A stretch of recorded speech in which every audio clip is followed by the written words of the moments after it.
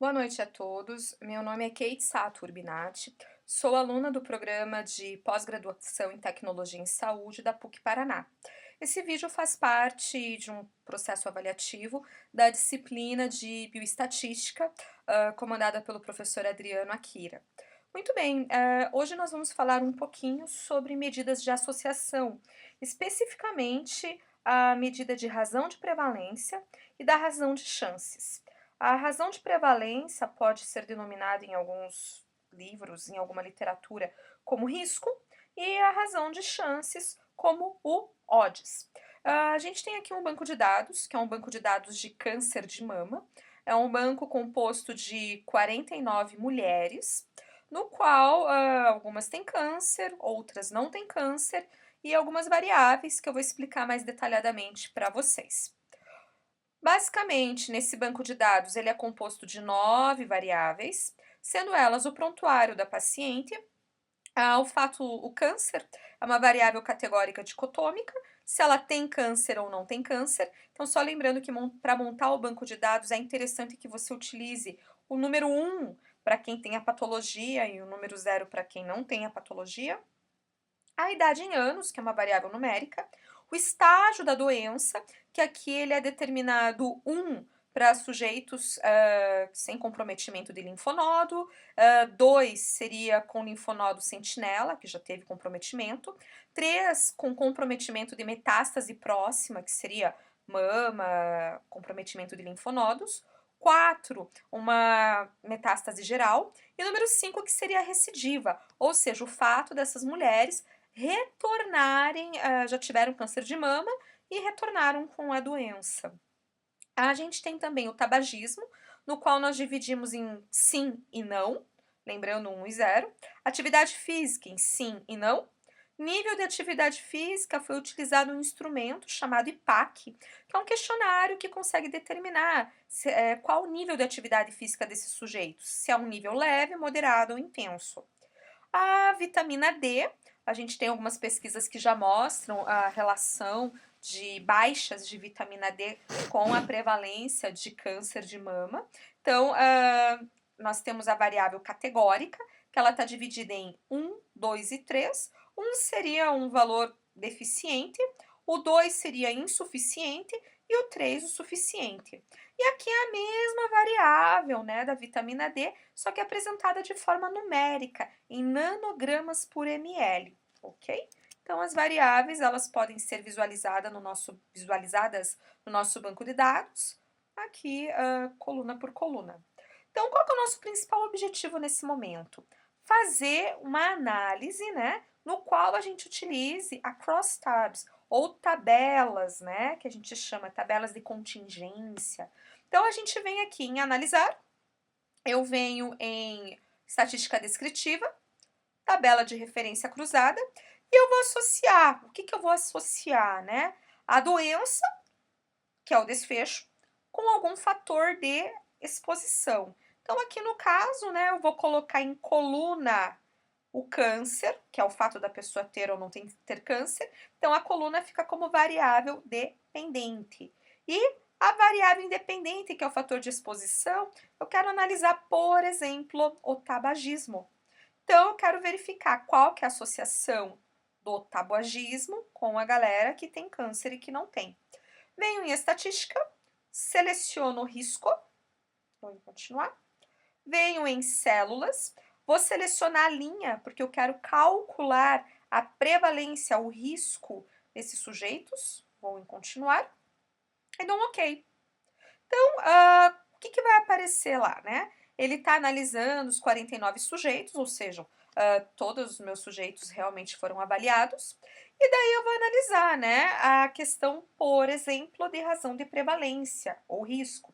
Razão de prevalência ou risco, qual que é o cálculo? Eu pego pessoas com a doença não expostas e divido pelo total de pessoas não expostas. Então, no caso, quem tem câncer e não fuma tem 57,7% de risco de prevalência de câncer.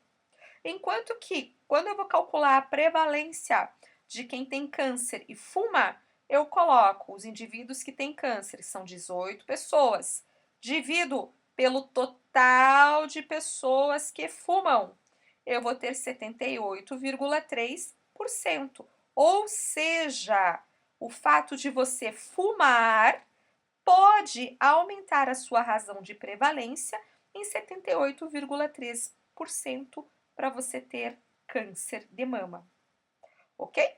Então, prevalência é isso que já é calculado.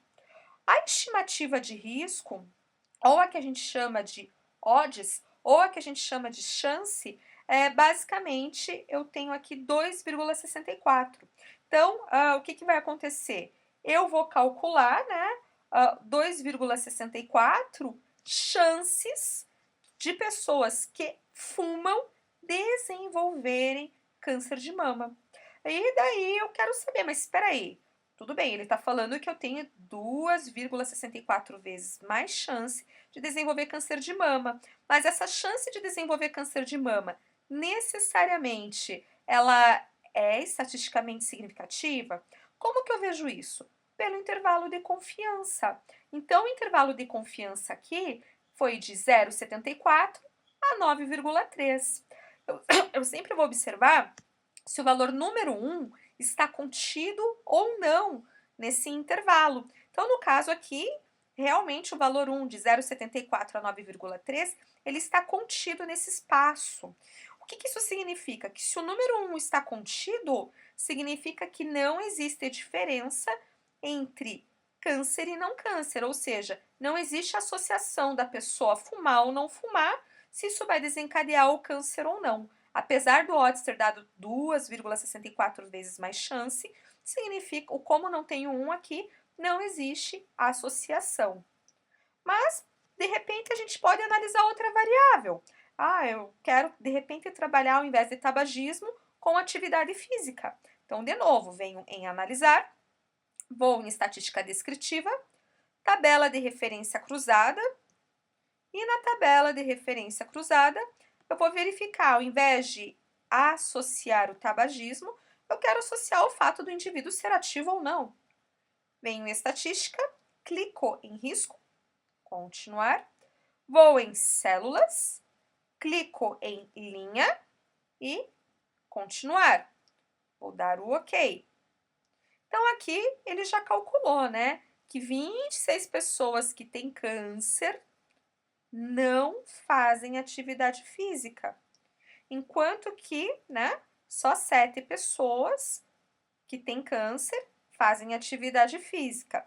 Então, o que acontece? Se eu calcular aqui a razão de prevalência, que nada mais é do que 26 pessoas que têm câncer, dividido por 30, que é o total de pessoas que não fazem atividade física, eu tenho uma razão de prevalência de 86,7.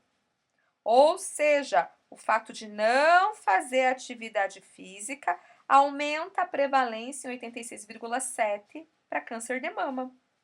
Enquanto que se eu calcular a razão de prevalência dividindo 7, que são pessoas que têm câncer e fazem exercício físico, fazem atividade física, divididos por 19, eu vou ter 36,8. Ou seja, a minha razão de prevalência para quem faz exercício e tem câncer é bem menor. Então, parece que aqui, só pelo cálculo de razão de prevalência, que a atividade física tem um efeito protetor na razão de prevalência de câncer de mama. E daí, obviamente, eu vou calcular qual que é a chance, né? Qual que é a chance de indivíduos que fazem atividade física desenvolver. Então, aqui eu encontro 0,09, né? Então, é um odds até baixo, mas eu tenho 0,09 chances de indivíduos que fazem atividade física terem um odds ou uma chance de desenvolver o câncer de mama, né? Então, olha que interessante. Aqui eu tenho 0,02 no intervalo de confiança até 0,3. Ou seja, significa que esses grupos são realmente diferentes. Então, o fato de eu fazer atividade física realmente cria um efeito protetor para o desenvolvimento de câncer de mama, ok? Então, muito obrigada, por hoje é só. A gente vai finalizar por aqui com essa análise por tabelas de contingência, ok?